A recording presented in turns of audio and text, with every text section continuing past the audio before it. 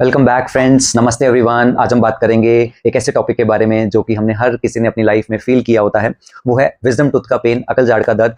लोगों को इसके बारे में कुछ भी जानकारी नहीं होती है। सो इस वीडियो को पूरा सुनिए, छोटी छोटी चीज़ें मैं आपको बताऊंगा जो कि आपकी डेली लाइफ में बहुत हेल्प करेंगी। सो सबसे पहले मैं बताना चाहता हूँ, पेशेंट को डाउट होता है कि कैसे पता लगेगा कि ये विजडम टीथ का पेन है। तो फ्रेंड्स, ये विजडम टीथ का पेन यूजुअली यंग एज में स्टार्ट होता है, 20, 22, 24 साल की एज के आसपास, और ये दांत के पीछे की सरफेस से बढ़ता है।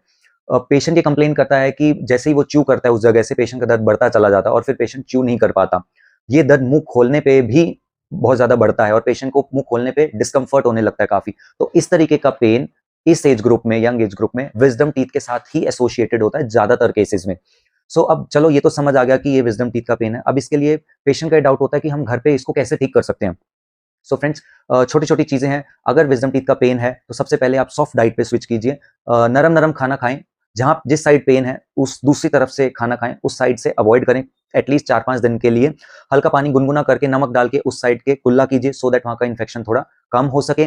स्वेलिंग वगैरह आने पे आप आइस पैक अप्लाई कर सकते हैं और 3-4 दिन वेट कीजिए। अगर दर्द नहीं जाता या कम नहीं होता तो आप डेंटिस्ट को विजिट कर सकते हैं।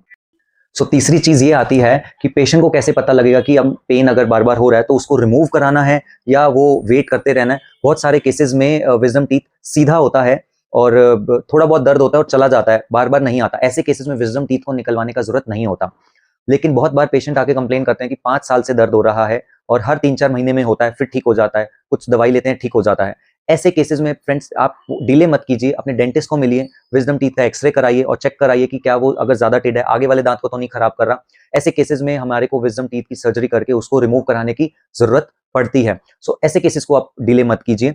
सो आई होप आपको कुछ क्लैरिटी मिली होगी। सबसे पहले मैंने आपको बताया कि कैसे पहचानने के बाद उस पेन को कम कैसे करने के कुछ होम रेमेडीज मैंने आपको बताई, और तीसरी केसेस में किन केसेस को आपको रिमूव कराने की जरूरत है और किन केसेस को हम विजडम टीथ को रिमूव कराने की जरूरत नहीं पड़ती। सो आई होप आपको कुछ क्लैरिटी मिली होगी। इसी तरीके की इन्फॉर्मेशनल वीडियोस के लिए आप हमारे इन वीडियोस को लाइक कीजिए, अपने फ्रेंड्स फैमिली के साथ शेयर कीजिए, चैनल को सब्सक्राइब फॉलो कीजिए। Thank you so much.